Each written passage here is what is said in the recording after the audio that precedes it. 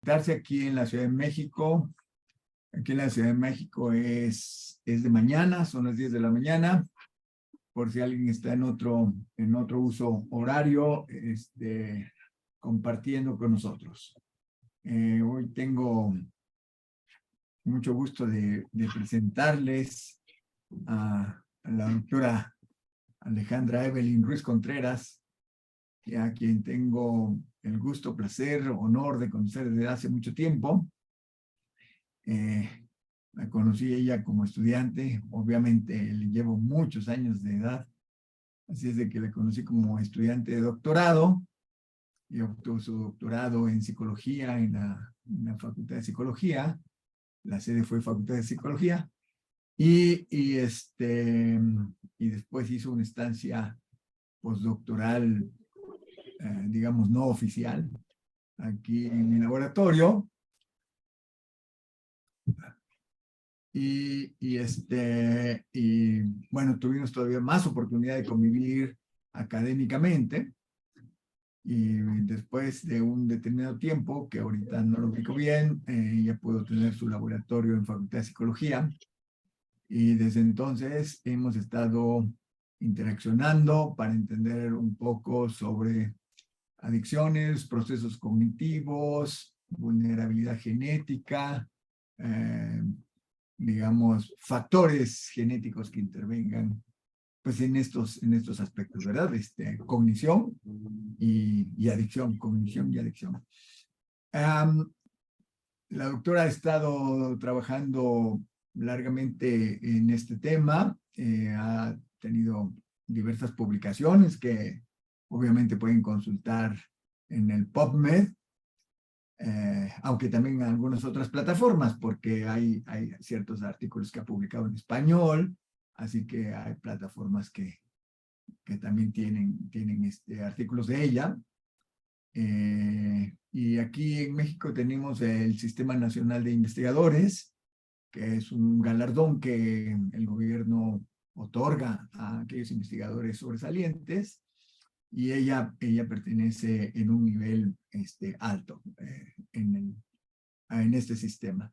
Entonces, pues, su vida en cuanto a la vida académica es muy destacada, muy de reconocer, y hoy le hemos pedido que nos comparta pues algunos resultados, porque en realidad tiene muchos y no le alcanzaría el tiempo, algunos resultados que nos permite entender un poco sobre desde gen de marihuana o CB1 hasta el consumo en relación a procesos cognitivos, y ella nos hablará de algo en particular. Así es de que agradezco mucho que estén conectados y le voy a ceder la palabra a la doctora para que ya empiece a compartirnos lo que hoy quiere compartirnos. Adelante, Alejandra, por favor. Muchísimas gracias, Oscar, y muchas gracias a todos sí, ya, por estar aquí conectados y pues ya se ve, ¿verdad?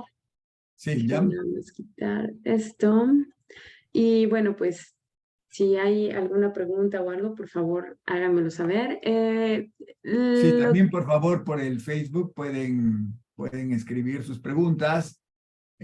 Nos encargaremos de irlas leyendo, incluso en el momento que las hagan, para que no se diluya, ¿verdad?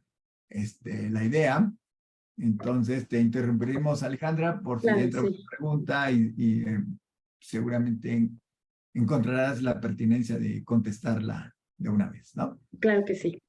Bueno, pues el título de la presentación que quise hacer para ustedes fue el uso de cannabis y su dependencia afectan a las funciones cognitivas.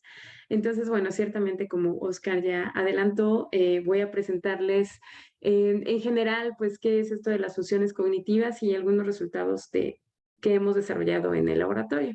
Pero me gustaría iniciar un poquito con estadísticas sobre el consumo de cannabis a nivel mundial. Para 2020, la Organización Mundial de la Salud indicó que hay 209 millones de personas que han consumido alguna vez en su vida cannabis entre edades de 15 a 64 años. Y eso, pues, ha habido un aumento considerable de alrededor de un 4% desde 2010 a 2020 y la tendencia es que siga aumentando y justamente por eso es una preocupación de qué es lo que pasa en general con muchas cuestiones de salud, pero aquí particularmente en este seminario la intención es ver qué es lo que pasa a nivel cognitivo.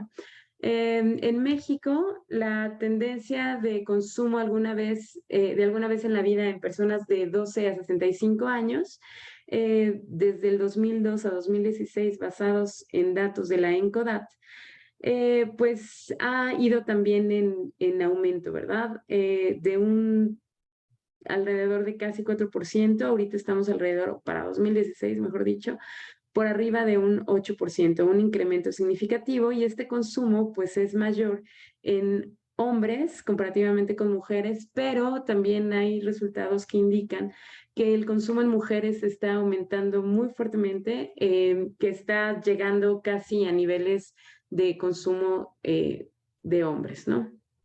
Aquí les muestro estadística también a partir de la Encuesta Nacional de Drogas, Alcohol y Tabaco, la ENCODAT, del consumo de cannabis en México de 2002 a 2016, alguna vez que es el primer grupo de columnas, y en el último año, esto en pues estos años de 2002, 2008, 2011 y 2016. Y como podemos observar es que las personas que tienen un mayor consumo son aquellas personas que están entre 18 y 34 años. En personas de 35 a 65 años la frecuencia está disminuida, pero también vemos que pues entre 2 y 17 años hay un aumento, ¿verdad? En el consumo. Entonces, estas edades, uno de los factores que se ha observado como relevante para las consecuencias que pueda tener el consumo de marihuana es justamente el consumo en edad adolescente. Y en etapas jóvenes es parte de lo que hoy les voy a mostrar. Pues el consumo de cannabis, pues tiene un efecto en el organismo porque tenemos receptores para que los diferentes componentes de la planta de la marihuana pues tenga un efecto. Aquí lo que les estoy mostrando es una gráfica donde se mide la concentración de delta 9 tetrahidrocannabinol o THC, que es uno de los cannabinoides a los que le conferimos los efectos psicoactivos. Y entonces podemos observar que en función del tiempo, pues va a haber un pico, ¿verdad? De concentración de 100% en sangre inmediatamente del consumo y que al cerebro llega alrededor de 30 minutos después del consumo, que posteriormente pues va disminuyendo, pero lo que estamos viendo aquí es pues la captura de justamente THC en tejido graso, ¿no?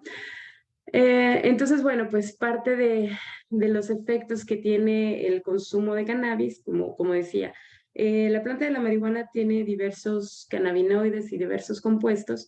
Uno de los más estudiados es el delta 9-THC y justamente se ha podido rastrear, por ejemplo, cómo se sienten las personas después de consumir THC. Ya veíamos que alrededor de 30 minutos, pues es el pico máximo en el que podemos encontrar THC en el cerebro. Y aquí lo que les estoy mostrando es qué tanto las personas dicen que tienen un efecto bueno, ¿verdad? Una sensación agradable, placentera de consumir THC en este caso. Es concentración de THC. En círculos vacíos es placebo, triángulos es una concentración de 1.8% y cuadrados 3.9%. Entonces, lo que podemos observar en función del tiempo, en el eje de las ordenadas, tenemos qué tanto les gusta a los sujetos, siendo 100 el puntaje máximo, extremadamente les parece un buen efecto, 0 significa que pues no les produjo algún efecto. Entonces podemos observar que pues a mayor concentración, desde los 7 minutos ya las personas pueden reportar que tienen un efecto agradable y que pues este efecto puede permanecer incluso hasta 150 minutos después. También, ¿qué es lo que podemos observar? Que pues hay un aumento en la frecuencia cardíaca de las personas cuando consumen THC.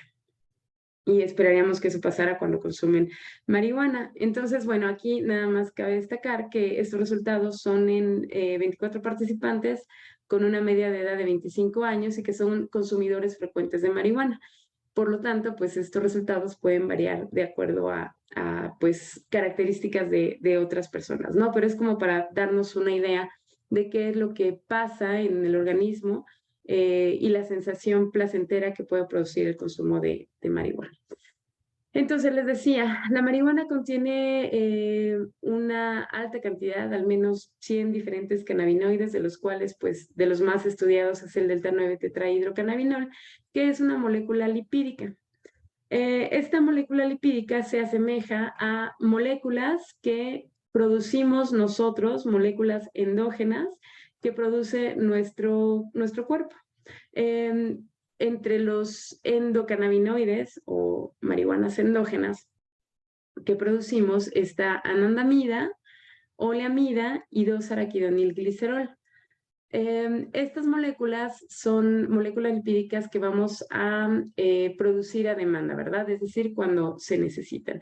Pero aquí lo que quisiera enfatizar es que pues esta molécula, este cannabinoide o fitocannabinoide que encontramos en la marihuana, en el THC, pues tiene un parecido a las moléculas endógenas, ¿verdad? Entonces,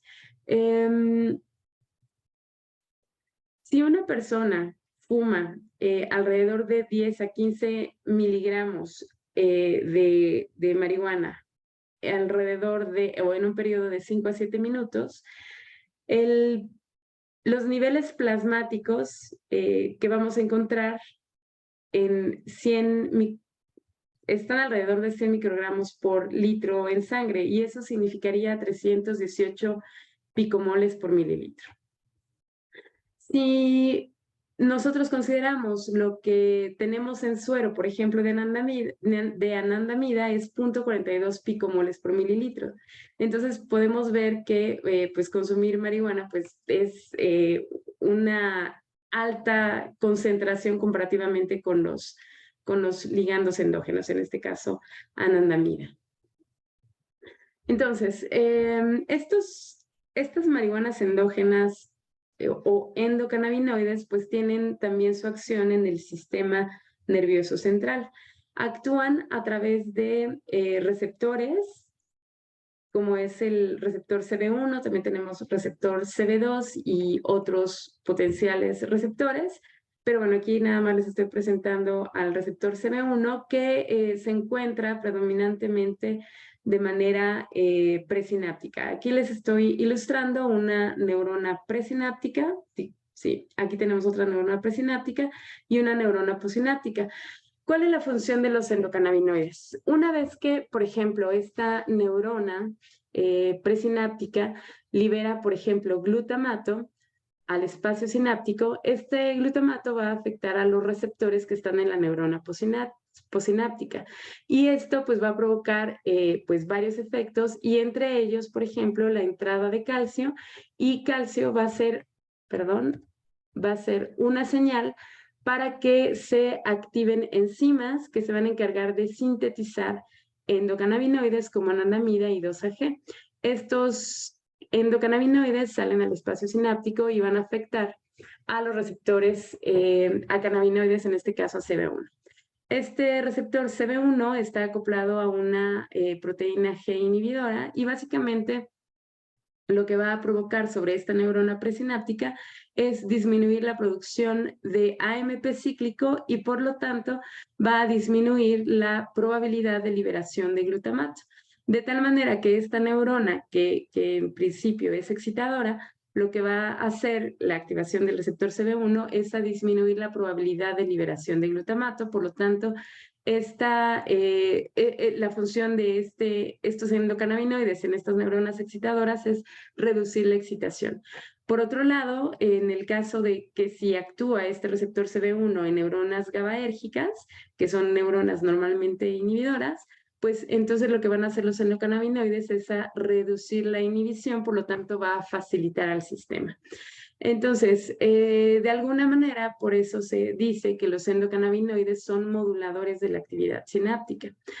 Tenemos aquí la representación de la densidad de receptores CB1 en el cerebro humano. Aquí les estoy mostrando un estudio hecho con tomografía por emisión de positrones, donde se está midiendo la concentración del receptor CB1 a través del pegado de un fármaco que tiene afinidad por el receptor CB1. Entonces aquí les estoy mostrando, aquí les estoy mostrando una vista horizontal, una vista coronal y una vista sagital de cerebro humano. Y pues como ustedes pueden observar, hay diversos colores, ¿verdad? Mientras el color sea más cálido, lo que nos quiere indicar es que ahí hay mayor densidad de receptor CB1. Entonces, como podemos observar, prácticamente en todo el cerebro tenemos receptor CB1, justamente teniendo esta acción de neuromodulación. Y sabemos que el sistema endocannabinoides participa en diversas funciones, ¿verdad? Diversas funciones fisiológicas, como por ejemplo participa en el control del sueño y la vigilia, también en la ingestión de alimentos y también en funciones cognitivas, dado que pues este receptor está ampliamente distribuido en todo el cerebro, ¿no? Vemos aquí una alta densidad en regiones corticales, también hacia los núcleos de la base y bueno, pues también a nivel, como ya les decía, de corteza cerebral y cerebelo. Ahora, se ha observado que personas que consumen marihuana, se ha observado a través de esta técnica que hay una disminución de alrededor del 20% en áreas corticales y límbicas del receptor CB1 en comparación de otras áreas como núcleos basales, mesencéfalo, tálamo, puente o cerebelo. Aquí lo que les estoy mostrando es el volumen de distribución del receptor, del pegado, en diferentes regiones cerebrales.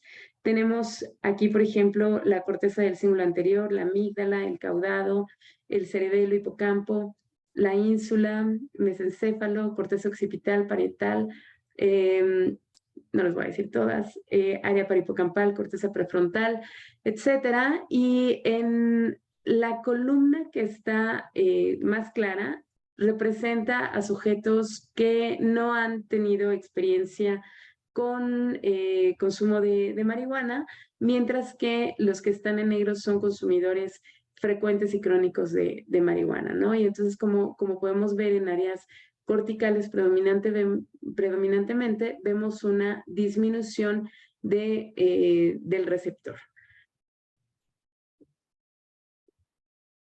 Ahora, lo que también se ha mostrado es que con 21 días de abstinencia, en los sitios donde hubo una disminución del receptor, pues parece haber un incremento en estos consumidores. Sin embargo, no es claro si, o al menos no lo reportan, si este aumento del receptor en los consumidores crónicos de cannabis pues se iguala a los sujetos controles. Muy bien, nosotros en el laboratorio nos hemos interesado en describir, justamente dado que este sistema endocannabinoide está ampliamente distribuido en el cerebro y el receptor CB1, como lo vimos, está básicamente por todos lados, pues pensamos que las variaciones que ocurren en este receptor entre la población podría ayudarnos a explicar o a entender parte de lo que nos hace cognitivamente diferentes, ¿verdad? Diferencias individuales entre individuos. Todo el mundo puede reconocer que hay personas que tienen mejor atención, mejor memoria, que son más eficientes que otras personas. Entonces, bueno, pues lo que quisimos hacer fue evaluar al receptor, cómo eran variaciones en el gen que codifica el receptor CB1. Este gen se llama CNR1 y está ubicado en el brazo largo del cromosoma 6 en el humano y pues contiene alrededor de 472 aminoácidos. Aquí les estoy mostrando una ilustración del gen CNR1 y bueno, pues se han descrito diversos sitios donde pues se han detectado variaciones entre individuos. Nosotros particularmente nos hemos interesado en el número de repetidos adenina, adenina, timina, y también en un polimorfismo genético que, bueno, pues se le denomina con números RS, eh, la variación de un solo nucleótido de referencia, y se les denomina con números, ¿no? El 218619, que es este que está acá, que está justo en una región reguladora del gen. Básicamente, la hipótesis es que los polimorfismos que están en región reguladora potencialmente pueden modificar la cantidad en este caso, receptor, que puedan producir ese sujeto, ¿no? Entonces, bueno, con base en estas ideas, nosotros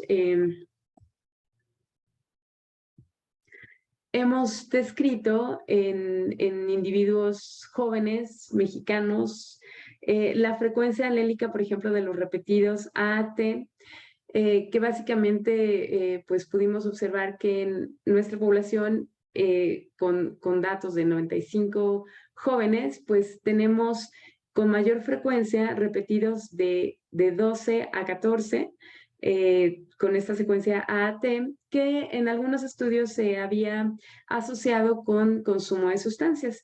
Sin embargo, pues nosotros no encontramos alguna asociación con estos repetidos de riesgo para función cognitiva.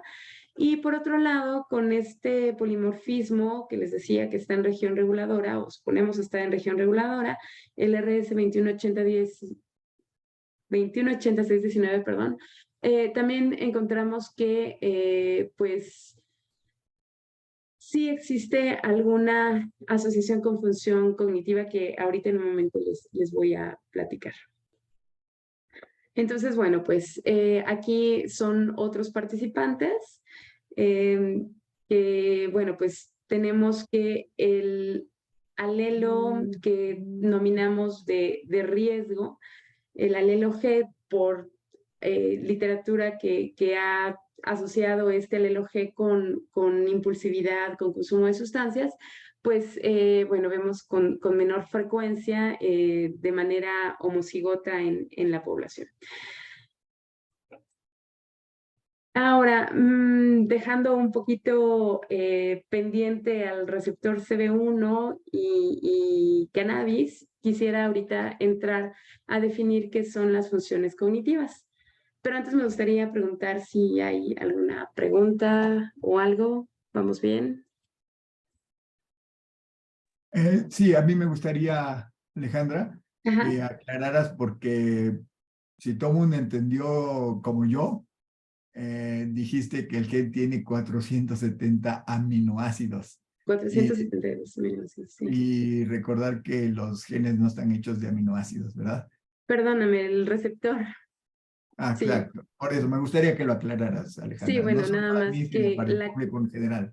sí, la codificación, perdón si dije eso. Ok, voy. El gen se encarga de codificar para el receptor CB1 y el receptor CB1 está hecho de 472 aminoácidos, ¿verdad? Secuencias de aminoácidos que van a formar al receptor, que es el que se va a encargar de detectar a los endocannabinoides y en consecuencia responder a ellos, o también de recibir por ejemplo, el delta 9 THC y responder también a él. Entonces, bueno, pues el gen tiene, voy a decir, la instrucción para indicar cómo tiene que ir esa secuencia de aminoácidos.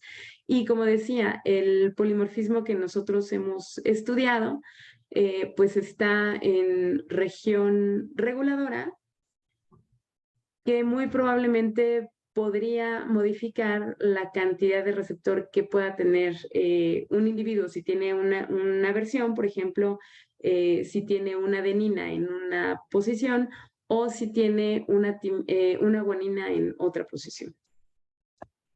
Ahora sí ya, ¿quedó bien? Sí, espero que sí. Sí, para mí ya, pero espero que sí. Perfecto. Bueno, entonces, ¿qué son las funciones cognitivas?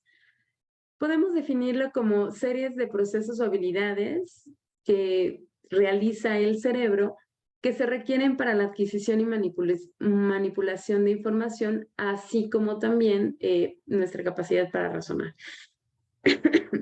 Las funciones cognitivas incluyen diversos dominios como la percepción, el aprendizaje, la memoria, la toma de decisiones y el lenguaje. Entonces, estas funciones cognitivas, pues obviamente van a depender de la integridad y el funcionamiento de nuestro cerebro. Perdón.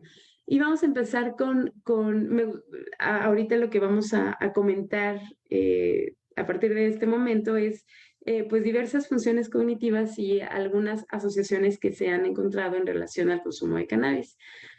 Y me gustaría empezar por la atención, que básicamente es una función, voy a decir básica, esencial para nuestra vigilia, que nos permite seleccionar información relevante para que la podamos procesar y utilizar, y también nos permite suprimir el procesamiento de la información irrelevante.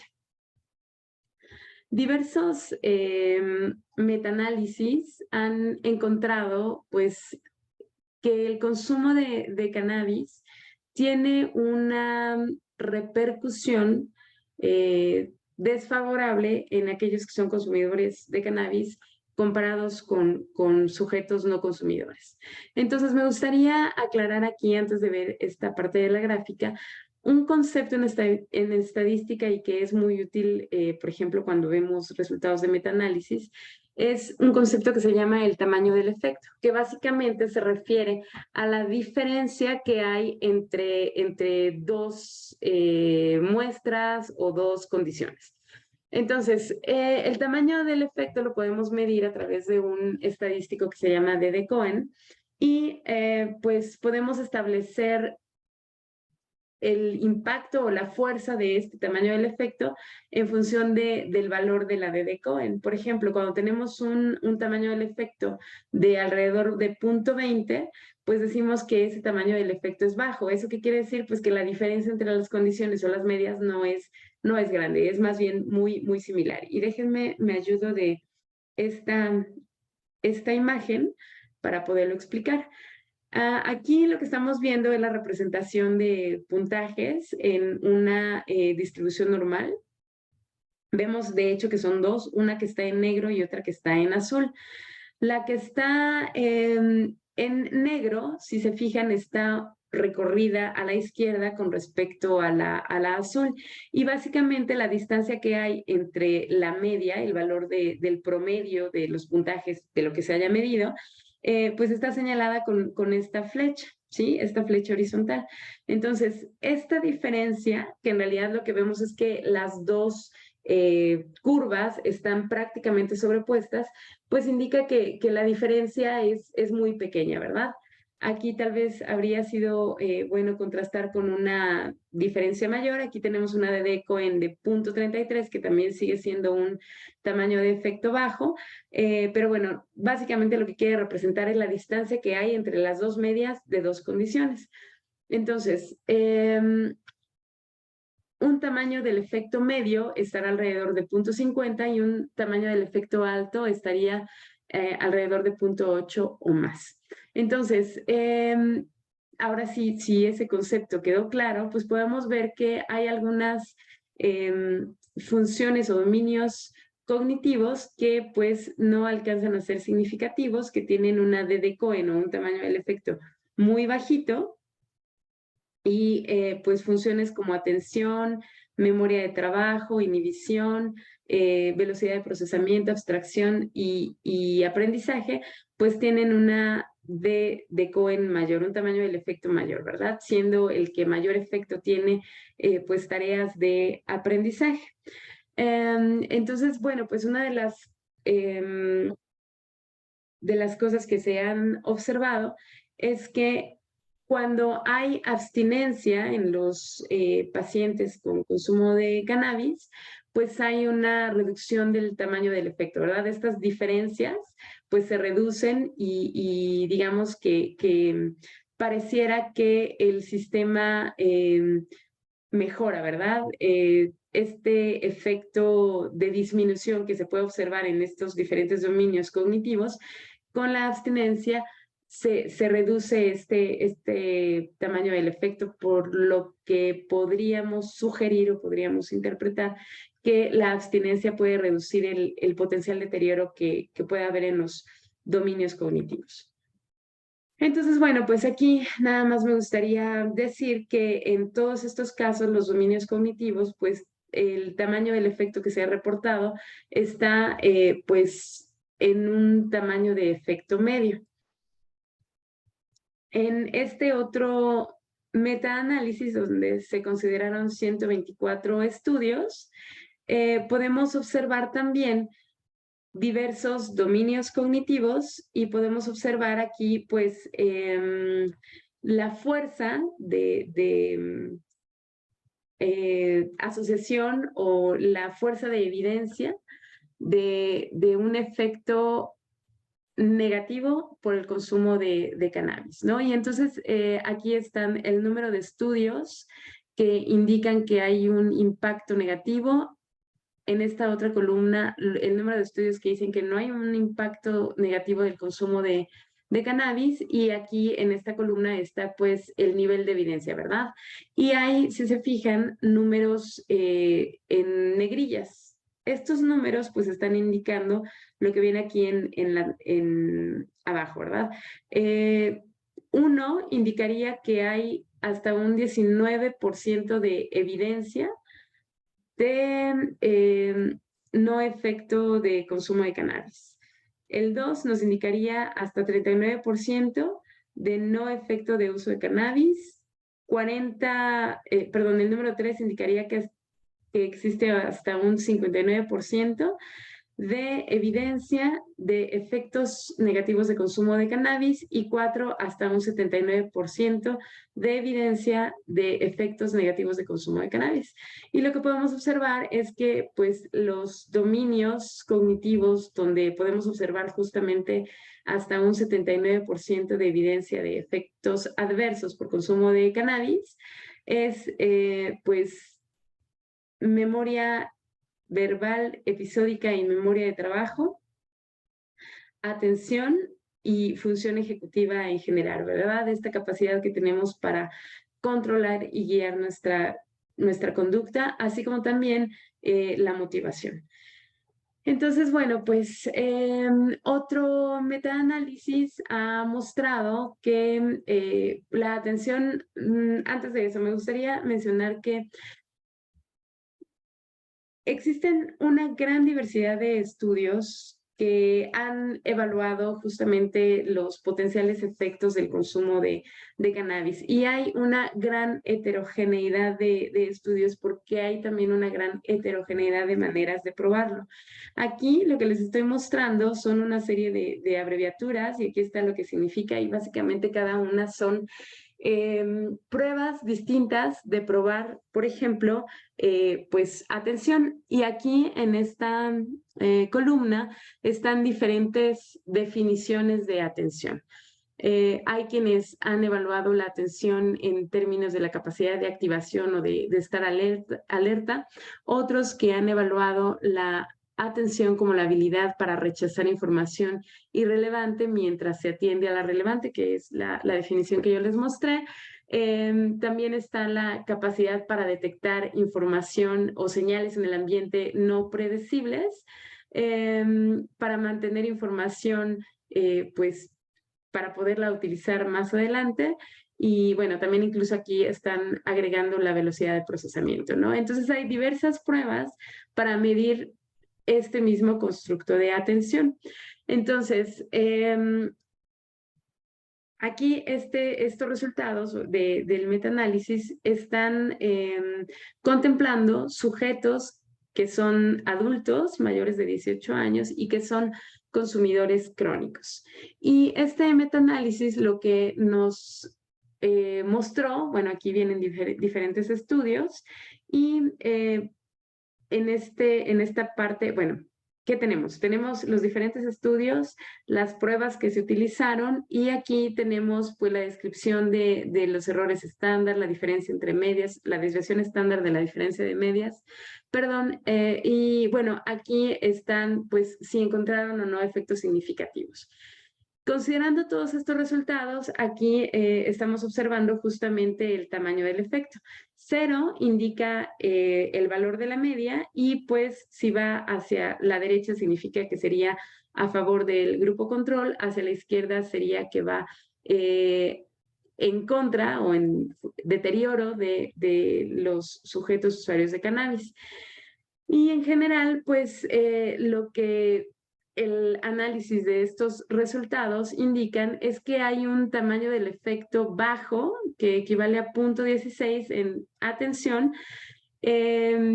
sugiriendo que los usuarios o consumidores de cannabis tienen una menor habilidad para rechazar información irrelevante y detectar señales no predecibles en el ambiente. Esto a nivel de atención, ¿verdad? Comparado con grupos control. Entonces, digamos que muchos de estos estudios utilizan pruebas cognitivas que de alguna manera nos dan información un tanto gruesa, ¿no? En nuestro laboratorio quisimos evaluar un modelo, el modelo de Posner, de los 3 sistemas de atención. Y básicamente estos 3 sistemas de atención están compuestos por alerta, orientación y el sistema ejecutivo de la atención. La alerta se refiere a nuestra capacidad para estar responsivo al ambiente. Por ejemplo, si nosotros vamos a un supermercado y estamos ahí con el carrito de compras y de repente pues puede ser que venga un niño corriendo o se atraviese una señora o lo que sea, bueno, pues nosotros tenemos que estar suficientemente alerta para responder de manera apropiada a pues lo que está ocurriendo en nuestro ambiente, ¿verdad? Tenemos también el sistema de orientación, que básicamente es nuestra capacidad para dirigir la atención de manera eficiente para seleccionar el estímulo objetivo. Nosotros ya sabemos qué queremos comprar y a pesar de que hay muchas señales en el ambiente, bueno, nosotros debemos ser capaces de poder dirigir la atención, por ejemplo, a comprar un shampoo y no comprar galletas, ¿no? Por ejemplo, si eso es lo que no queremos comprar y lo que sí queremos comprar, el shampoo. Entonces, luego, cuando por ejemplo ya llegamos al sitio de interés, pues entraría en marcha el sistema ejecutivo de la atención, que básicamente nos permitiría solucionar el conflicto entre varias respuestas, ¿verdad? Entonces tenemos que hacer una evaluación de cuál de todos estos productos que ya pudimos orientar, que ya sabemos que ahí está, bueno, pues podemos tenemos que elegir cuál es el más conveniente para nosotros de acuerdo a nuestras necesidades. Entonces, con base en este modelo de atención que prácticamente, como les decía, estamos utilizando todo el tiempo, pues Posner y Petersen sugirieron, o de acuerdo también a evidencia previa, que estos sistemas dependen de diferentes redes cerebrales, ¿verdad? Entonces, la red de alerta básicamente va a depender de la corteza prefrontal, de la unión temporoparietal y del tálamo, mientras que el sistema de orientación va a depender predominantemente de lóbulo parietal superior, también de los campos visuales frontales, y el sistema ejecutivo de la atención en buena parte va a depender de la corteza del cíngulo anterior y de la corteza prefrontal. Entonces, nosotros lo que quisimos hacer fue evaluar las diferentes redes atencionales de alerta, orientación y sistema ejecutivo en una muestra de adultos usuarios de cannabis con uso reciente de cannabis. Quisimos evaluar el efecto de la dependencia de cannabis sobre estas redes atencionales y detectar si había algunas variables relacionadas al consumo de cannabis que se asociara con las redes atencionales. Entonces, lo que hicimos fue reclutar a 250 sujetos controles y a 150 usuarios de cannabis que, bueno, no tuvieran algún trastorno neurológico o psiquiátrico, sin dependencia a ninguna sustancia, sin depresión o ansiedad, sin ningún traumatismo craneoencefálico. Y bueno, pues aquellos que de estos 50 que tuvieran alguno de estos, lo opuesto, es decir, que tuvieran dependencia a alcohol, a tabaco, lo que sea, pues los excluimos del estudio, de tal manera que nos quedaron 154 sujetos controles. Y en el caso de los usuarios de estos 150, digamos que lo único que nos interesaba es tener control sobre el consumo de cannabis. Pues nos quedaron 102 sujetos consumidores. De ahí hicimos un análisis subsecuente con aquellos usuarios de cannabis que no tenían dependencia a cannabis y usuarios de cannabis que sí tenían dependencia, ¿verdad? Que nos quedaron entonces 26 no dependientes a cannabis y 76 personas con dependencia a cannabis, y nuestros 154 sujetos de comparación o controles. Lo sometimos a la tarea que prueba estos 3 sistemas, la tarea de redes de atención, y básicamente consiste en presentar frente a una computadora una serie de ensayos que se conforman de lo siguiente. Les muestro una cruz en el centro de la pantalla como punto de fijación, que tenía un tiempo variable de 400 a 1600 milisegundos. Posteriormente aparecía una clave y después un punto de fijación por 400 milisegundos, la clave podía durar 100 milisegundos, y después aparecía el estímulo objetivo al que el sujeto tenía que responder. El estímulo objetivo consistía en una serie de 5 flechas. Estas flechas podían ir hacia la izquierda o hacia la derecha, y lo que tenía que hacer el participante era indicar si la flecha central apuntaba a la derecha o apuntaba a la izquierda. Entonces, teníamos variantes en las claves y en los estímulos objetivos. En las claves, básicamente había 3 condiciones. Una condición donde no aparecía clave, una condición donde aparecía doble clave, es decir, aparecían asteriscos arriba y abajo del punto de fijación, o podía aparecer una clave espacial, que era un asterisco arriba o abajo del punto de fijación. La doble clave, la función que tiene es decirle, ya viene el estímulo objetivo, mientras que en la clave espacial lo que quiere indicar es, aquí es donde se va a aparecer el objetivo al que tienes que responder, ¿sí? Entonces es más informativa la clave espacial que la doble clave, pero la doble clave a su vez es más informativa que la no clave, ¿verdad? Porque está preparando al sujeto a que responda. Entonces, por otro lado, en el estímulo objetivo teníamos 2 posibilidades: los ensayos congruentes y los ensayos incongruentes. Los ensayos congruentes era donde la flecha central coincidía en el sentido de las otras 2 flechas que flanqueaban a cada lado, mientras que en los ensayos incongruentes la flecha central iba en sentido opuesto a las flechas que la flanqueaban. Entonces, ¿qué es lo que medimos con esta tarea? Pues medimos los tiempos de reacción, que es la respuesta más rápida que da el participante una vez que aparece el estímulo target, que es el estímulo al que debe de responder. Entonces, para poder obtener la información sobre el sistema de alerta, lo que hacemos es sacar la diferencia de los tiempos de reacción de cuando no hay clave a cuando hay una clave doble. de tal manera que la diferencia nos está indicando el tiempo que tiene el cerebro de prepararse a que ya viene el estímulo al que debemos responder. El puntaje de orientación se obtiene a partir de la diferencia de los tiempos de reacción de doble clave menos la clave espacial, de tal manera que la clave espacial da una cierta ventaja de la doble clave, porque no solamente sabemos que ya viene el estímulo, sino dónde es que va a aparecer.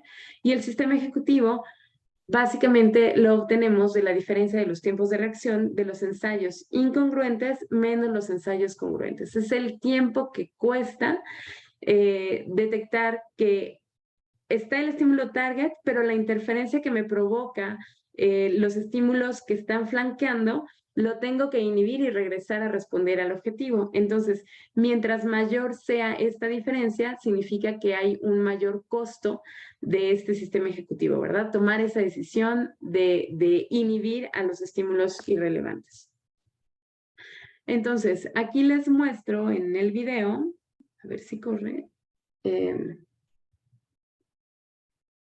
cómo es que lo ve un participante. Entonces es la tarea de red de atención y es muy rápido. Aparece el punto de fijación, la clave doble, el estímulo target. Punto de fijación, estímulo de clave espacial y el target. Y eso es lo que hace el sujeto por muchos ensayos. Y entonces, ¿quiénes participaron? ¿Qué características tienen? Bueno, pues básicamente fueron adultos jóvenes de alrededor de 23 años. En la primera columna les estoy mostrando el grupo no usuario de cannabis y en esta tercera columna les estoy mostrando a los sujetos que tenían dependencia y no dependencia a cannabis, es decir, usuarios de cannabis. Entonces, básicamente los dos grupos tuvieron 23 años en promedio, 16 años de estudio. Les evaluamos a través de las matrices progresivas de Raven, que es una manera global de medir su capacidad cognitiva, y veíamos que teníamos con mayor frecuencia en el grupo de cannabis sujetos que estaban por arriba del promedio en ejecución. También observamos que, bueno, nada más como descripción, el uso de cannabis, el número de días de uso de cannabis de los sujetos usuarios, pues fue alrededor de 21 días en un mes.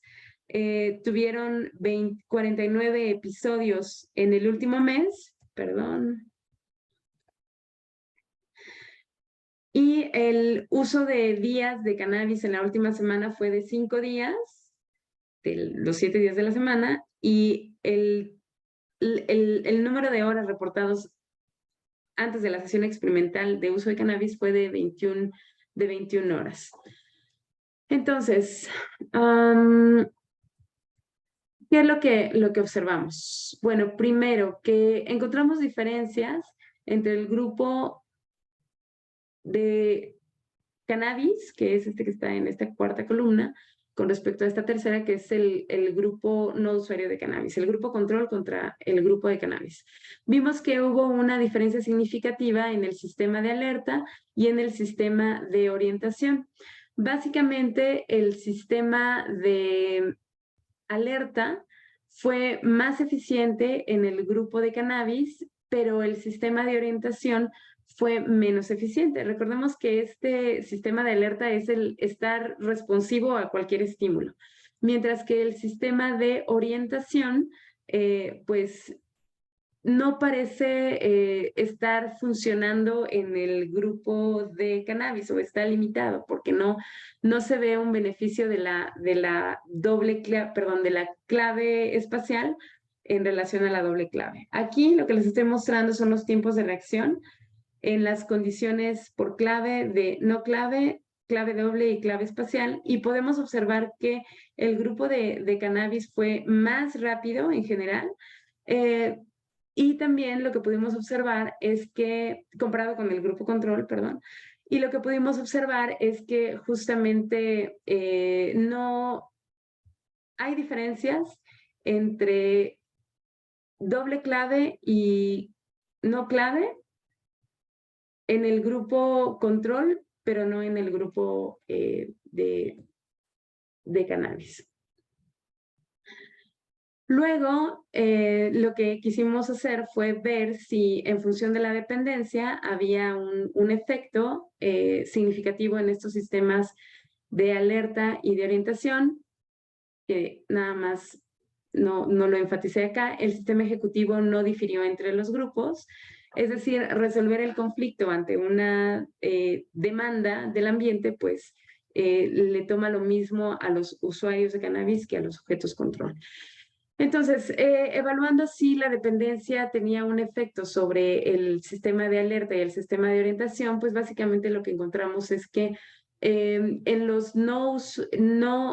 las personas no dependientes de cannabis, no se observa este efecto significativo, pero sí en las personas que tienen dependencia de cannabis. Es decir, el sistema de alerta es más eficiente en las personas con dependencia de cannabis, y el sistema de orientación es menos eficiente en personas con dependencia a cannabis comparados con el grupo control, pero no hay diferencias del grupo no dependiente con el grupo control, ¿no? Entonces, pues estos resultados nos sugieren que la atención se puede afectar más por la dependencia de cannabis comparativamente con el uso de cannabis. Y aquí nada más para que quede bien la descripción de a qué nos estamos refiriendo con uso de cannabis sin dependencia y dependencia a cannabis. Básicamente, el uso de días de cannabis en el último mes fueron 17 días en los no dependientes contra 22 días en los sujetos dependientes a cannabis. El número de episodios en el último mes fueron 24, mientras que fueron 56 en el grupo de dependencia. En el grupo no dependiente tuvieron 4 días a la semana de uso de cannabis, mientras que el grupo con dependencia tuvo 5, casi 6. Y las horas de uso de cannabis previo a la sesión experimental no difirió entre los grupos. Entonces, básicamente, pues hay un mayor uso de cannabis en aquellos que son dependientes y que eso se puede observar también en un efecto en los sistemas de alerta y orientación. Y también otra cosa que hicimos fue evaluar si la edad de inicio, que es una de las variables que se ha observado como relevante en términos del efecto en la función cognitiva, tenía alguna asociación con los sistemas de alerta, orientación y el sistema ejecutivo. Y básicamente lo que pudimos observar es que la edad de inicio no predice los puntajes de alertamiento, sí predice positivamente los puntajes de orientación, de tal manera que pues tener menores puntajes, tener menor eficiencia en orientación, se asocia con una edad más temprana de inicio de consumo de cannabis. Y por otro lado, el sistema ejecutivo, pues también la eficiencia en ese sistema ejecutivo fue predecida por la edad de inicio, de tal manera que a mayor inicio, a mayor temprano el inicio de cannabis, pues hay una menor eficiencia en el sistema ejecutivo de la atención. Básicamente, ¿qué quiere decir esto? A mayor el valor de los puntajes en el sistema ejecutivo, significa que requiere más tiempo para poder inhibir los ensayos incongruentes de los congruentes. Entonces, bueno, aquí lo que podríamos concluir de nuestro estudio es que la dependencia a cannabis facilita el sistema de alerta, pero reduce el sistema de orientación, mientras que no altera el sistema ejecutivo, y que la edad de inicio de consumo de cannabis predice la eficiencia de los sistemas de orientación y de control ejecutivo. Ahora, en datos que voy a decir preliminares de laboratorio con los polimorfismos del receptor a cannabinoides 1, del gen que codifica el receptor a cannabinoides 1, el RS 218619, pudimos observar que el porcentaje de respuestas correctas en la tarea se asoció con las personas que tienen en su constitución genética dos variantes G, comparativamente con los que tienen dos variantes A. En el caso de usuarios de cannabis, lo que observamos es que este patrón se rompe, ¿no? De alguna manera, pues el consumo de cannabis tendría que estar contando en romper esta eficiencia en el desempeño de esta tarea de la red atencional. Por otro lado, bueno, pues también se han evaluado en otros estudios, en estos metaanálisis que les estaba comentando, por ejemplo, la impulsividad, que básicamente es esta capacidad de no planear pues las respuestas a las demandas que nos impone el medio, ¿verdad? Por ejemplo, la impulsividad motora es esta capacidad para suprimir respuestas emocionales, cognitivas y conductuales. Y bueno, pues acá están todas las pruebas que se han utilizado para evaluar los diferentes tipos de impulsividad.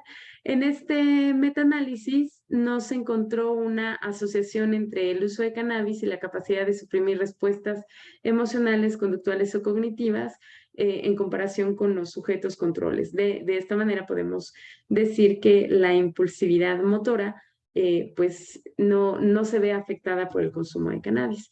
Por otro lado, la impulsividad cognitiva, si la definimos como la capacidad para optar por reforzadores más a largo plazo y que son más grandes comparativamente con reforzadores que son pequeños e inmediatos. Y esto pues tiene que ver con la toma de decisiones, ¿verdad? Entonces, lo que se ha encontrado es que hay un bajo tamaño del efecto de 0.30, de tal manera que los usuarios de cannabis optan por obtener reforzadores pequeños pero inmediatos en vez de reforzadores grandes, pero obtenidos más a largo plazo en comparación con sujetos controles, ¿no? Entonces, pues bueno, aquí tenemos tres estudios que están mostrando que los usuarios de cannabis optan por reforzadores a corto plazo, aunque sean pequeños.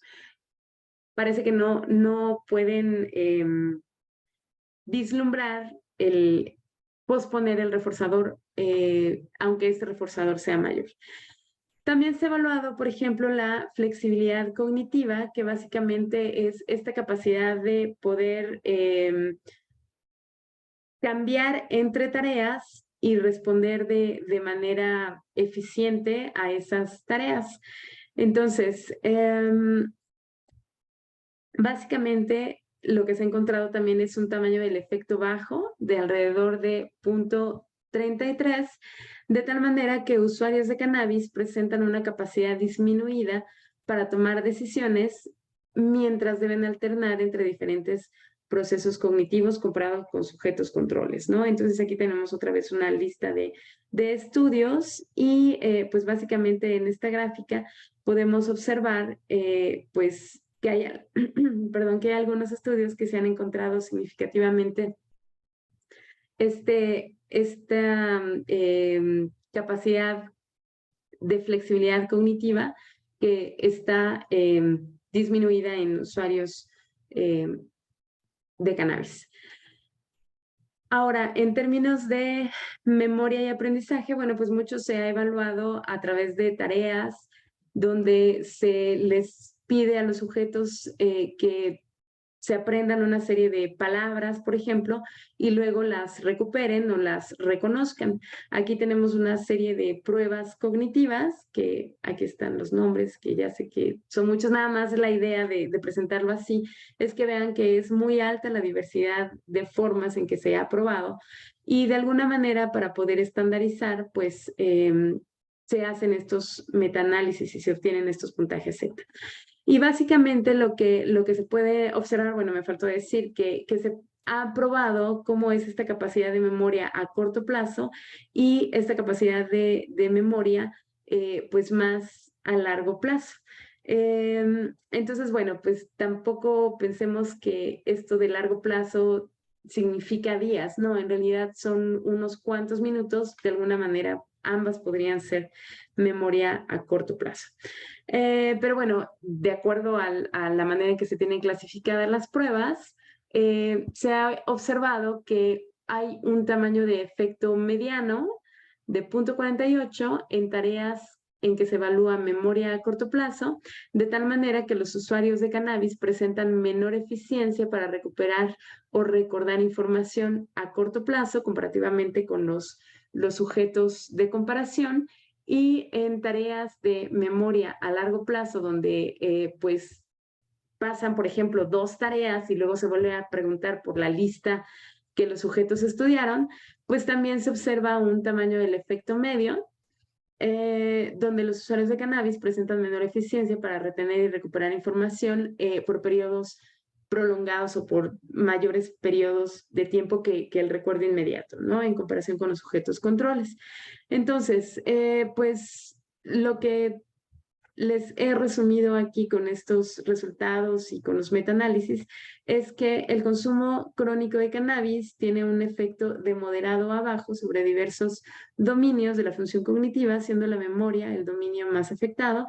Sin embargo, pues no hay que soslayar que en otros dominios cognitivos como atención, la flexibilidad cognitiva, la impulsividad cognitiva, pues también hay efectos significativos, ¿verdad? Aunque sea un efecto bajo, pero está teniendo un efecto significativo. Y pues nada más me gustaría terminar, antes de empezar con las preguntas, agradeciendo a mi grupo de trabajo, a todos mis estudiantes que han participado y que han colectado datos, hecho análisis y demás, y al grupo del doctor Prospero por la colaboración que hemos tenido a lo largo de todos estos años, también haciendo estas evaluaciones cognitivas, ¿no? Y evidentemente a quien nos financia para hacer todos estos proyectos, y por supuesto a todos los participantes que nos han brindado su tiempo y trabajo para que nosotros podamos entender un poquito más qué pasa en el cerebro y en la función cognitiva bajo ciertas condiciones. Y aquí termino. Muchísimas gracias, Alejandra. Muy bien. Creo que nos has dado información pues que no la tenemos tan clara por momentos, ¿verdad? En la clínica se puede observar pues que el paciente usuario de cannabis, bueno, primero que nada, normalmente es multiusuario, lleva otros consumos, Exacto. pero sí se nota que hay un efecto sobre procesos cognitivos en muchas ocasiones. Sé que estas evaluaciones no incluyeron pues que estuvieran bajo el efecto, ¿verdad? Porque dicen 21 horas antes o algo así, entendí, su último consumo. Sí, Claro que exacto. considerando que el metabolismo del THC es lento y que en algunos usuarios se puede encontrar incluso 4 o 6 semanas después del último consumo, todavía se puede encontrar positivo el antidoping. No sé si eso tal vez podría también todavía estar afectando la cognición cuando tú evaluaste. Pero bueno, el punto pues es de que es muy interesante y vemos cómo pues procesos cognitivos, sobre todo importantemente de memoria, que pues como decía alguien por ahí, ¿verdad? Que somos los humanos sino memoria, ¿no? Tal vez Exacto. los otros animales también, pero el caso pues es memoria de corto plazo, la capacidad para retener una información hasta que la transformemos en largo plazo y todo eso, si está afectado, pues ya nos empieza a poner en un problema de aprendizaje y sobre todo de un aprendizaje formal, ya que son jóvenes, ya que son personas que están todavía tal vez terminando preparatoria o yendo ya a la universidad, que eso interfiera pues con ese aprendizaje. Entonces, muchísimas gracias, creo que quedó bastante claro, pero lo abrimos a preguntas. Creo que hay algunas preguntas Rodolfo, si nos quisieras compartir las preguntas. Hola, sí, hay algunas preguntas en el chat. ¿Me escuchan? Sí, sí. ¿Sí? Ok. Entonces, alguien pregunta, ¿en qué situaciones fisiológicas se presenta la liberación de endocannabinoides? Esa es una pregunta muy bonita. Pues prácticamente en cualquier momento en que está ocurriendo sinapsis están este sistema endocannabinoide junto con estos neurotransmisores que se están liberando como glutamato, como GABA. Entonces, la importancia, y aquí Oscar también, si quieres intervenir, estaría genial, ¿eh? La relevancia de este sistema es que funciona como un neuromodulador, ¿verdad? Es como decirle a la neurona, bueno, ya apágate o, ¿sabes qué? Es momento de activarse, ¿verdad? Ahí es como, en ese momento decimos que funciona como neuromodulador. ¿En qué condiciones fisiológicas? Pues, por ejemplo, en procesos de aprendizaje y de memoria, están participando el sistema endocannabinoide, por ejemplo, también en la regulación de sueño y vigilia, como también lo mencionaba, en la ingestión de alimentos, pues prácticamente esperaríamos que se estuvieran liberando todo el tiempo, ¿no?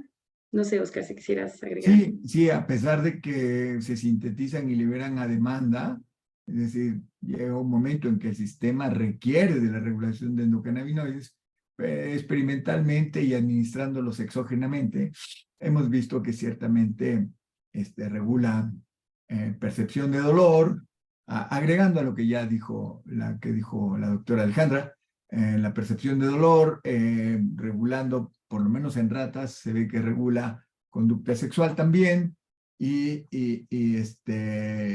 vamos, estos son solo otras conductas que se ven alteradas o modificadas y que nos sugiere que están reguladas por endocannabinoides, encima de las que ella ya mencionó. Así es de que, como vemos, son procesos muy importantes en la vida, digamos, cotidiana de muchos animales, incluidos los humanos, en las que los endocannabinoides están regulando esta sensaciones y percepciones y procesos cognitivos. Entonces, no olvidar que también intervienen en facilitar la motivación y la percepción subjetiva de placer, ¿verdad? Que eso es básicamente también lo que tendemos a olvidarlo por obvio, digamos, ¿no? Pero ahí está, lo voy a mencionar. Ok, otra pregunta de Argelia Vargas. ¿Esta condición de la abstinencia del consumo del cannabis para que mejoren ciertas áreas de las funciones ejecutivas también pueden aplicarse al consumo de cocaína? ¿Sería posible? Desconozco, no me he metido a estudiar los efectos de cocaína, si pudieran ser igualmente reversibles, pero no sé si tú, Oscar, conozcas algo. Pues sí, ya la literatura anglosajona, especialmente la norteamericana, estudia muy intensamente los efectos de cocaína.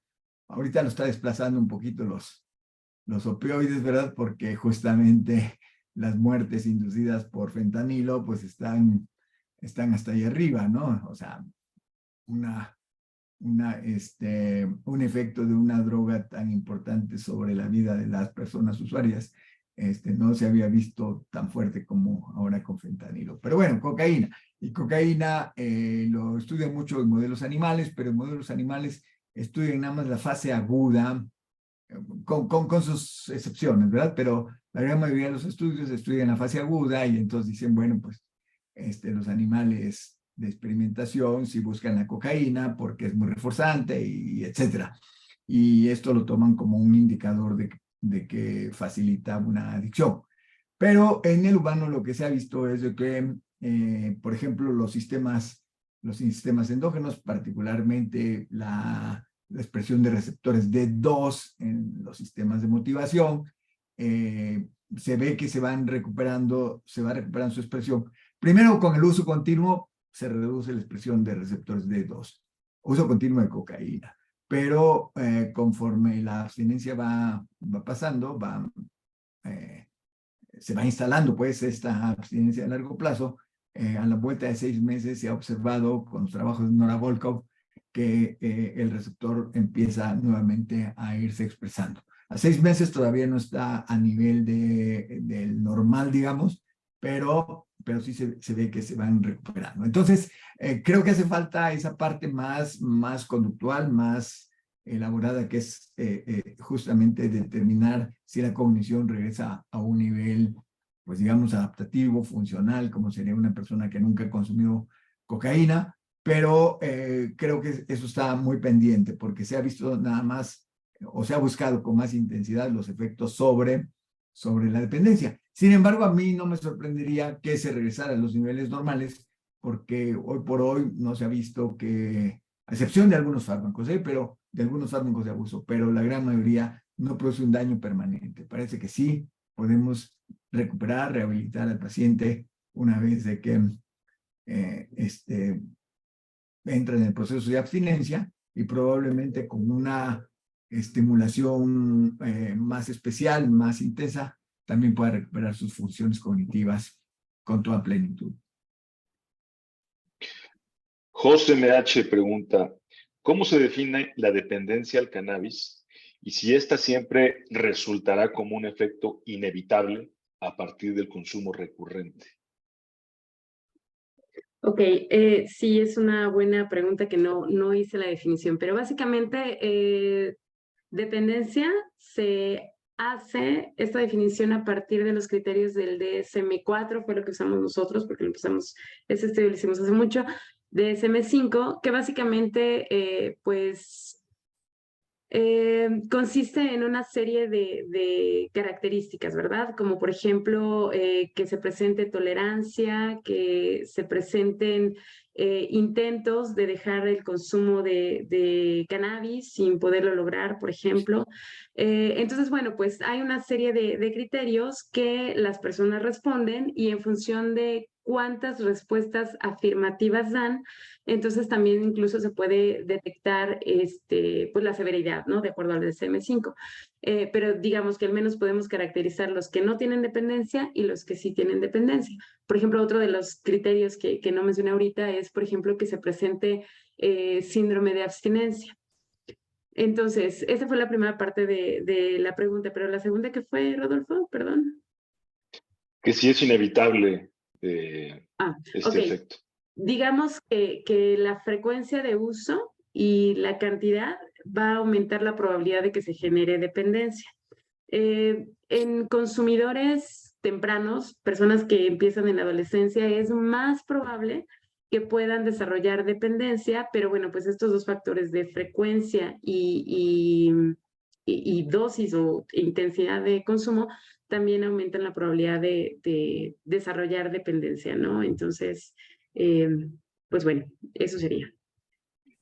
Ok. Entonces, los consumidores ocasionales y de baja frecuencia y baja cantidad corren menos riesgo de desarrollar una dependencia. Nada más para complementar el Sí, sí, comentario. claro, sí, me parece bien. A ver, damos oportunidad ahorita que de los que están presentes hagan su pregunta. Por ejemplo, Aline quiere hacer una pregunta y ahorita continuamos con los de Facebook, por favor. Gracias. En sus resultados, doctora, respecto a... No me escucho. Sí, sí, te escucho. Sí, respecto a la red atencional en usuarios y no usuarios de marihuana, pues hay este efecto que a mí me sorprende un poco sobre la vigilancia que incrementa en usuarios. Entonces, no sé cómo se puede interpretar ese resultado, justo como que están hiperalertas o tal como definió usted en atención, pues que no están haciendo correctamente este filtrado de información y están como, pues no sé, ¿no? Respondiendo siempre muy rápido y no se ven beneficiados desde que haya una señal que les avisa que viene el ensayo.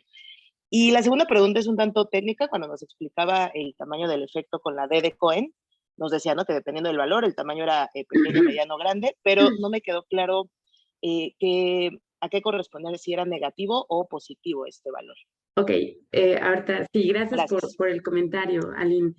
Entonces, sí, pareciera que esta capacidad de estar alerta que exhiben más las personas que tienen dependencia a cannabis significaría eso, ¿verdad? Que están responsivos a todo, sin tener una eficiencia en a que de todo le tengo que prestar atención, ¿no? Entonces, cualquier cosa que pasa, pues voltean o están respondiendo, y eso de alguna manera también nos puede llevar a ser ineficientes, ¿no? Porque no nada más es estar atento, sino estar atento a lo que es relevante para cualquier cosa que yo quiera hacer en mi vigilia activa, ¿no? Entonces, pues sí, ciertamente pareciera que las personas con dependencia a cannabis tienen un mejor puntaje en alerta, pero no necesariamente significa que sean más eficientes, ¿no? Sino más bien parece que están responsivos a todos. A todo, perdón. Ahora, en relación la D de Cohen, pues sí, qué bueno que mencionas eso, como que lo obvié. Básicamente es utilizando puntaje Z, nosotros sabemos que la media es igual a 0. Entonces, si va hacia la derecha o si va hacia la izquierda, pues nos está diciendo que aumentan X desviaciones estándar o disminuyen X desviaciones estándar. Ahora, hay que poner con respecto a quién, ¿verdad? Que sea negativa, la comparación es controles contra cannabis. Entonces, cannabis, si está si es negativa, nos estaría diciendo que es en detrimento de los usuarios de cannabis. Es decir, la media de los usuarios de cannabis, los puntajes de los usuarios de cannabis están menores comparativamente a los controles. Si es positiva, sería al revés, ¿no? Es más a favor de los controles que los de cannabis. Es dependiendo de cómo lo digas. Bueno, Gracias, doctora. voy a leer antes de que regresemos con Rodolfo para las preguntas de Facebook. Voy a leer una que nos hacen directamente aquí en el Zoom, por parte del doctor Carlos Galicia, que nos acompaña. Y dice, la variable tiempo de reacción es afectada negativamente por las definiciones de dependencia y no dependencia, es decir, los dependientes y los no dependientes. ¿Cómo se afecta, pues, el tiempo de reacción? Ok, no hicimos un análisis en específico para ver si había cambios, eso nos faltó, si había cambios en los tiempos de reacción para personas con dependencia a cannabis y sin dependencia. Entonces, esa respuesta no la puedo dar ahorita, Bien. porque no lo sé, pero en general como grupo, los usuarios de cannabis respondieron más rápido, ¿no? Que también ese resultado nos resultó, pues, no esperado, como que esperábamos que fueran más lentos, de acuerdo a otros estudios que nos dice que la velocidad de procesamiento es más lenta en los usuarios de cannabis. Bueno, pues aquí tal vez como la tarea era muy rápida, pues a lo mejor eso ayudó a que los usuarios respondieran más rápido, ¿no? Y también hicimos algún análisis en relación a impulsividad porque pensamos que podían ser respuestas impulsivas, pero no, la eficiencia es igual de alta entre los consumidores y los no consumidores, entonces nada más parece que estaban acelerados para responder. Y sobre si tomamos en cuenta el tipo de marihuana consumida, eso habría sido magnífico, pero no, en realidad más bien nosotros lo que hicimos fue buscar a las personas, invitarlos a participar, que consumieran cannabis.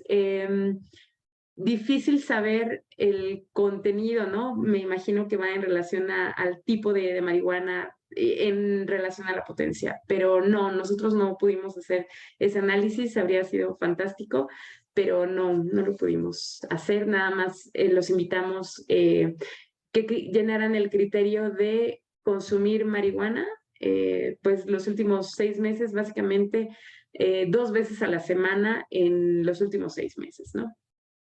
Pero Doctor sí, Carlos, abra su micrófono si quiere comentar y adelante, por favor. Sí, hola, buenos días a todos. Estoy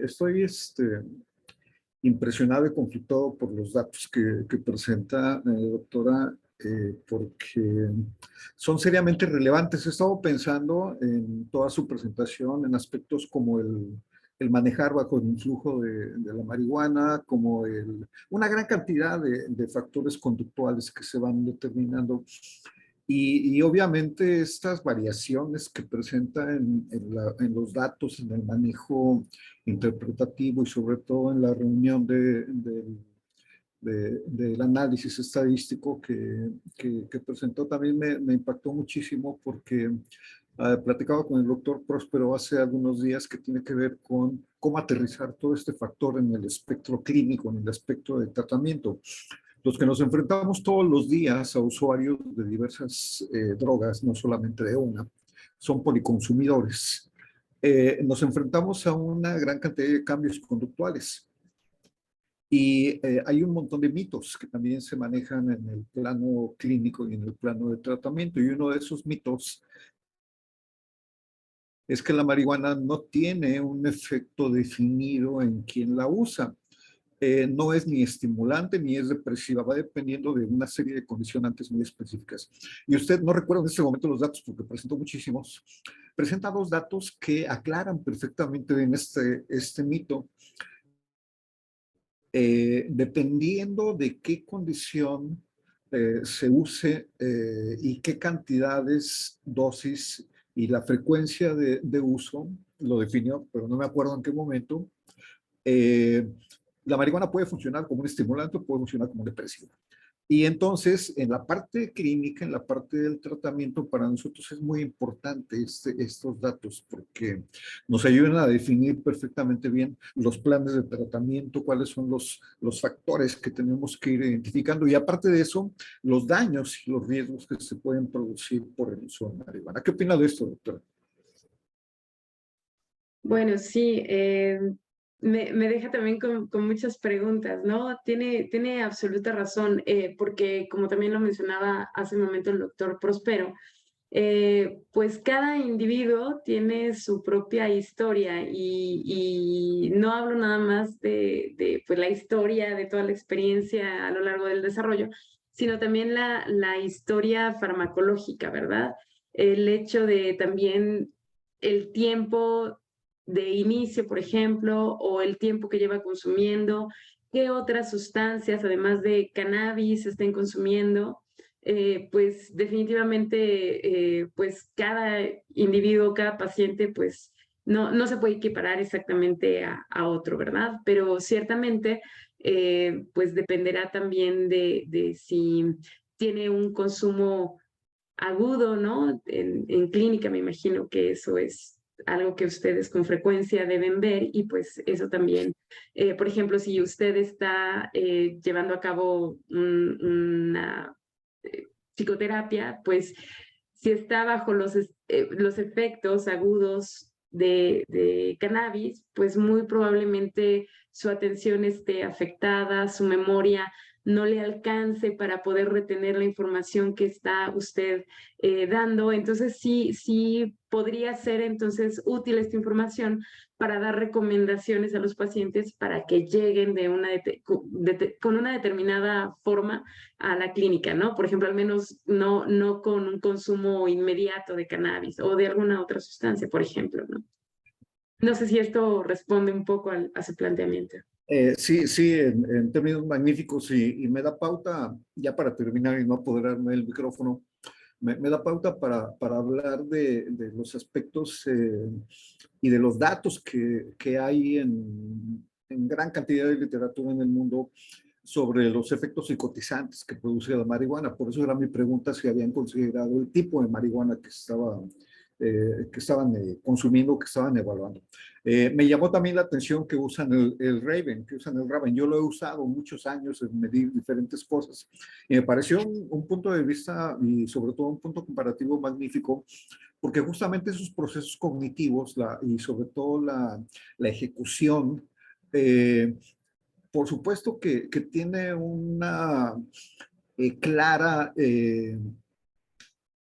afectación en términos negativos y positivos, dependiendo de cómo se mira, eh, en el proceso de intoxicación. Es decir, está muy intoxicado, pues o bajamente intoxicado, pues la variación va a ser muy grande, ¿no? Ya, con eso termino. Muchas gracias. Es Muchas muy gracias, amplio el tema. doctor. Gracias. Seguimos con las preguntas, Gracias, doctor. por favor. Sí, Ale Diana Montes te felicita por la ponencia y pregunta que si es posible contrarrestar o disminuir los efectos de la marihuana sobre la memoria con ejercicios mentales o con algún ejercicio para estimular la memoria.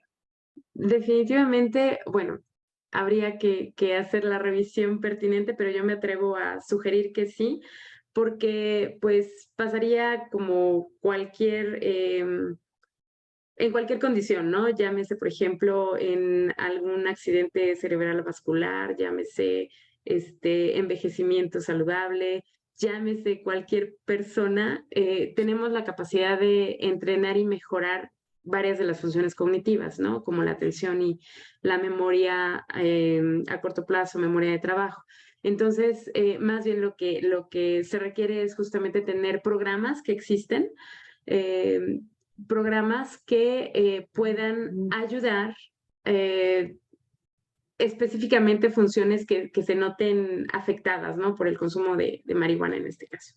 Entonces, sí hay pruebas, los neuropsicólogos, que son psicólogos que se han entrenado en la parte de neurociencias y también en la evaluación cognitiva, pues ellos son quienes pueden ayudar a establecer programas, primero a hacer un buen diagnóstico y segundo a establecer programas que puedan mejorar pues la función cognitiva en general de los pacientes. Sin Justo hay una embargo, pregunta. me gustaría agregar que, así como un aspecto muy global y que rápidamente es muy práctico, es el ejercicio mejora las funciones cognitivas. El ejercicio aeróbico mejora las funciones cognitivas, 20 minutos al día, mínimamente 3 días a la semana. Se ha visto en un lapso de 6 meses un efecto muy importante sobre funciones cognitivas.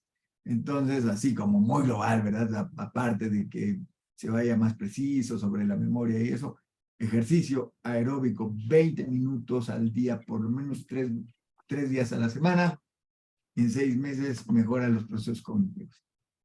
Y tal vez me gustaría también agregar que pues hay algunos estudios que muestran que la abstinencia de cannabis mejora.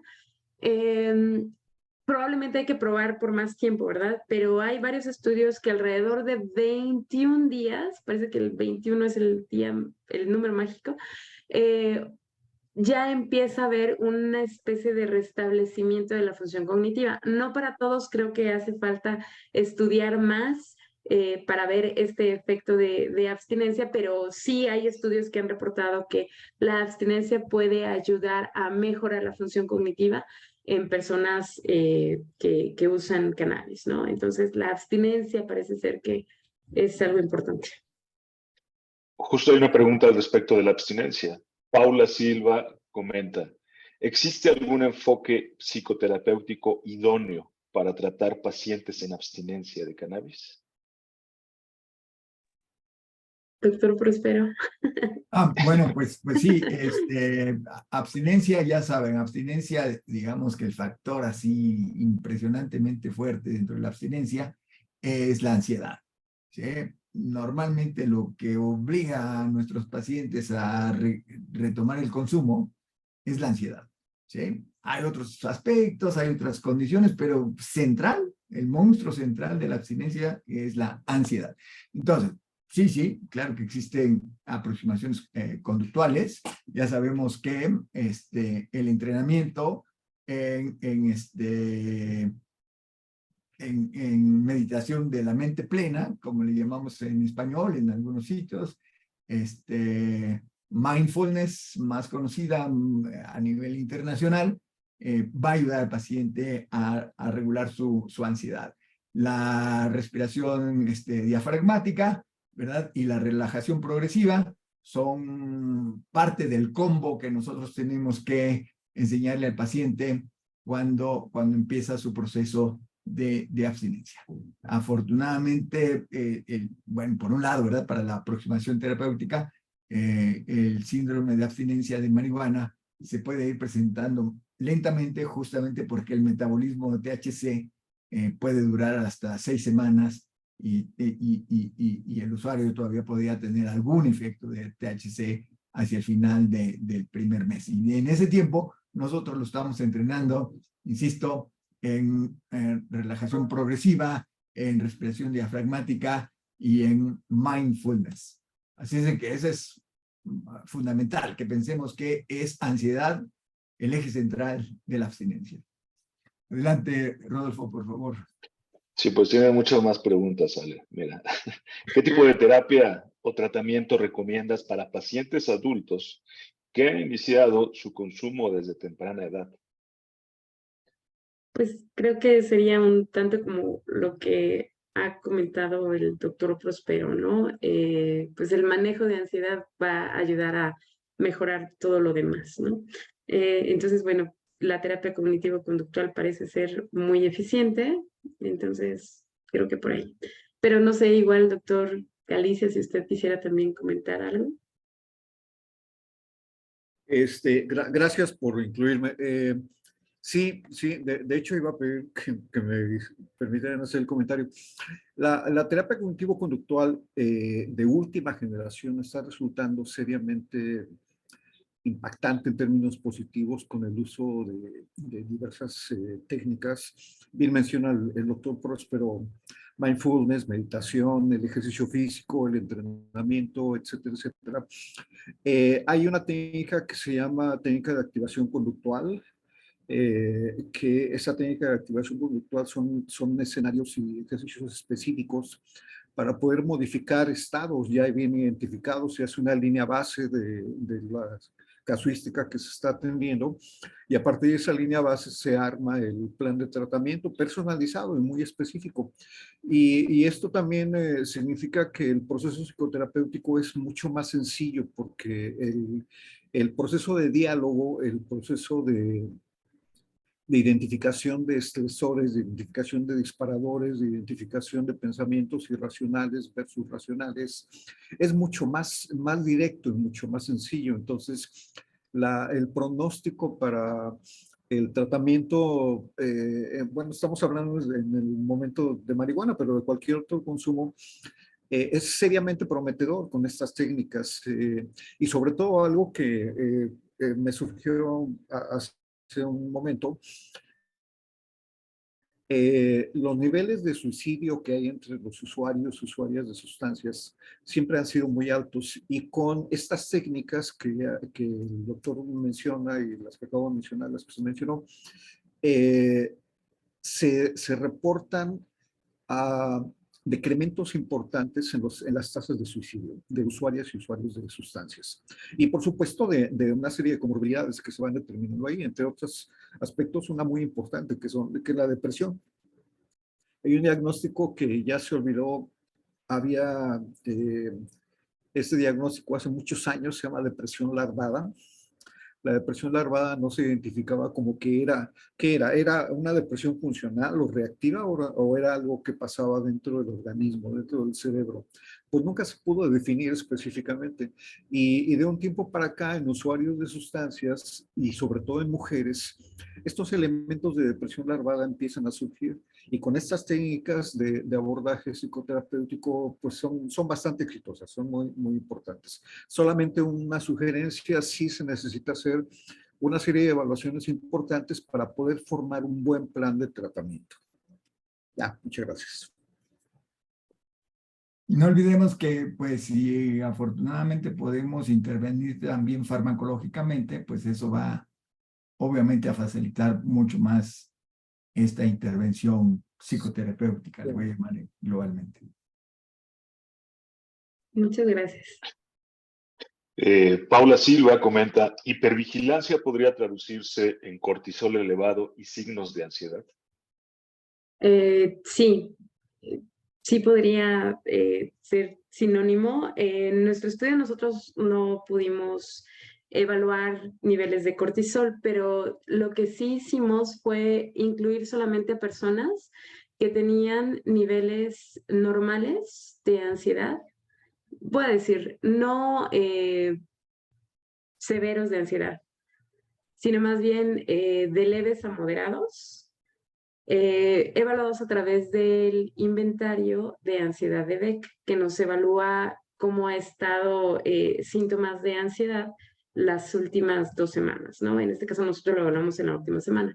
Entonces, no sé si nuestros resultados podrían decirse que son hipervigilancia, ¿no? Nada más podemos decir que está más alto este nivel de responder a todo, ¿no? No diría que en nuestros resultados se aplicaría hipervigilancia.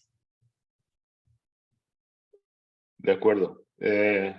Sok Onirem pregunta, ¿qué posibilidades hay de dar una intervención psicológica a un individuo bajo los efectos del consumo de cannabis?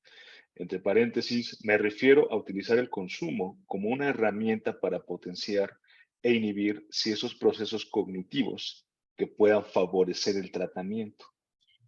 Me parece difícil que pueda ser una herramienta, pero bueno, ahorita el doctor Prospero también nos comentará qué dice. Pero me parece que es complicado justo por lo que acababa de mencionar, que la atención está comprometida, la velocidad de procesamiento está comprometida, la memoria a corto plazo está comprometida. Entonces, en realidad no sabemos qué tan eficiente puede ser la interacción con la persona que está bajo los efectos de cannabis. Entonces, más que una herramienta, me parece que entorpecería el proceso terapéutico. Pero no sé, Oscar. Sí, bueno, ya lo dijiste y me gustaría que quedara eso como el mayor impacto. Sin embargo, tenemos que reconocer que hay algunos principios activos de la cannabis que pudieran utilizarse en clínica. Y cuando decimos principios activos, quiere decir aislados, encapsulados, por llamarlo de alguna manera, ¿verdad? Una pastillita o en algo y que se consuman. Entonces estamos hablando, por ejemplo, en una situación donde no es un usuario de marihuana y quisiéramos utilizar uno de estos fármacos que globalmente les llamamos enteógenos. Con ello estoy incluyendo LSD, psilocibina, ayahuasca, bueno, el DMT, que es el principio activo de la ayahuasca, etcétera. Todos estos principios activos están siendo estudiados a ciertas dosis que son mucho más bajas de lo que producen como efectos, estos efectos psicoactivos en los usuarios. Entonces, potencialmente, y lo digo como una forma teórica, no estoy siquiera sugiriendo que se pueda usar ni nada, simplemente estamos discutiendo aquí de manera académica. Y yo podría decir que si nosotros utilizáramos la imaginería, que es una parte que utilizamos en terapia cognitivo-conductual, es decir, llevar a nuestro sujeto por un proceso, ¿verdad?, que le produce una ansiedad, que le produce un estrés que pudiera estar contribuyendo a que consuma alguna sustancia, cuando lo llevamos con esta imaginería y la llevamos a todo el proceso, obviamente tiene sus características. No la voy a detallar la imaginería, pero quiere decir que estamos imaginando, de alguna manera recordando, de alguna manera sacando nuevamente a la conciencia la información de ese proceso que nos angustia, que nos hace llevar una vida difícil, y una vez de que concluye el proceso, ¿verdad?, con todas las características que debe tener, quizá, ¿verdad?, el THC nos podría ayudar a que no se reconsolide el recuerdo. Ahí interfiere con la reconsolidación del recuerdo. Y eso querría decir que el sujeto va a recordar muy pobremente ese proceso que ahora sacó de su memoria de largo plazo, pero que lo tiene que reconsolidar ahora que ya lo sacó, y si nosotros interferimos, pudiera ayudar. Pero, insisto, esto es totalmente teórico porque sabemos los procesos de adquisición, consolidación, evocación y reconsolidación. Y en el proceso de reconsolidación, ahí podríamos interferir con que ésta se llevara a cabo eficientemente, y entonces posiblemente nuestro paciente podría reducir sus condiciones de ansiedad y reducir su vulnerabilidad a consumir sustancias. ¿Querrías decir algo, Alejandra? Ok, pues entonces, siguiente pregunta. Ok. ¿Hay alguna implicación con el uso del CBD en estos efectos adversos crónicos? Sí, esa parte ya no la toqué porque hay resultados mixtos.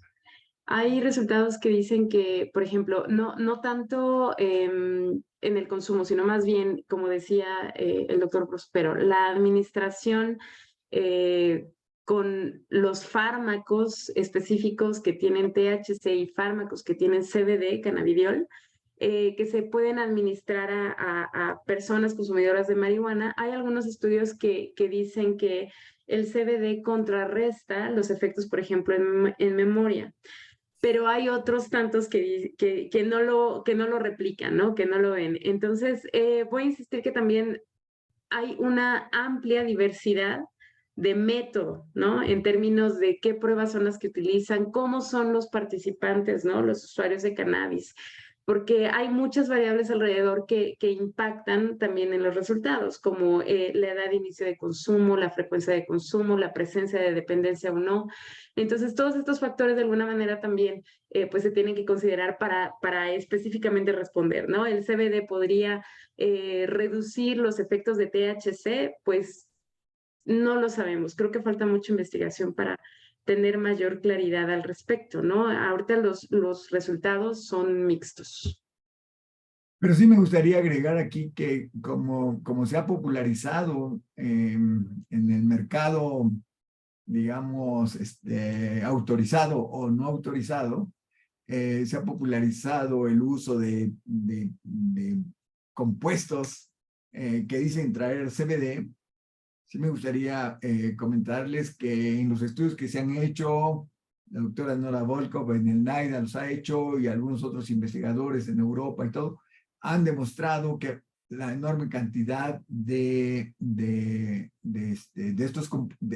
estas tinturas o estos,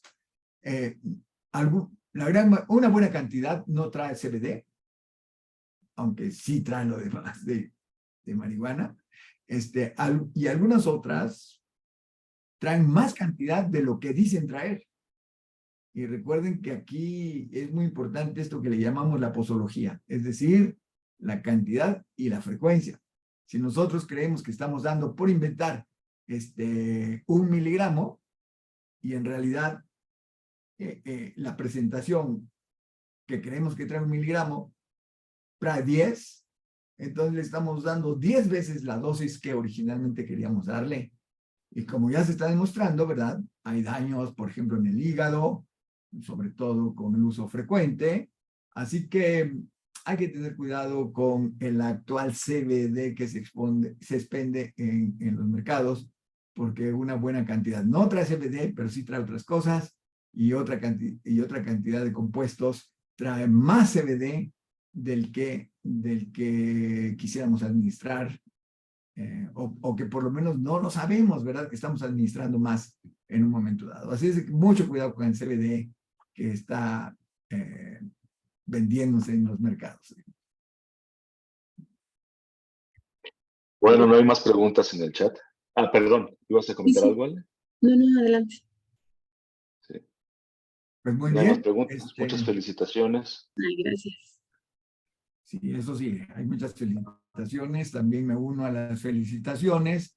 Creo yo que estuvo muy bien. Nos has aclarado los aspectos cognitivos en los que influye, ¿verdad?, un uso de cannabis, ya sea agudo o ya sea crónico, y que es muy importante que lo veamos y lo rescatemos. Entonces, pues pareciera que no hay más preguntas, no hay más comentarios. No sé, Alejandra, si quisieras algo antes de que nos despidamos de las personas que se conectaron. Pues nada más agradecerles mucho sus comentarios, sus preguntas, y pues bueno, también quedaré atenta si les surge en algún otro momento, las contestaré por chat. Les agradezco mucho a todos. Y Pues muchas gracias. Muchas gracias a todos, gracias por conectarse y gracias, Alejandra. Pues que tengan un buen inicio de semana. Y nada más comentar que es la última hoy del año, ¿verdad? Sí, que quede claro, por favor, que con esta nos despedimos en el año de este seminario, y lo retomaremos en enero.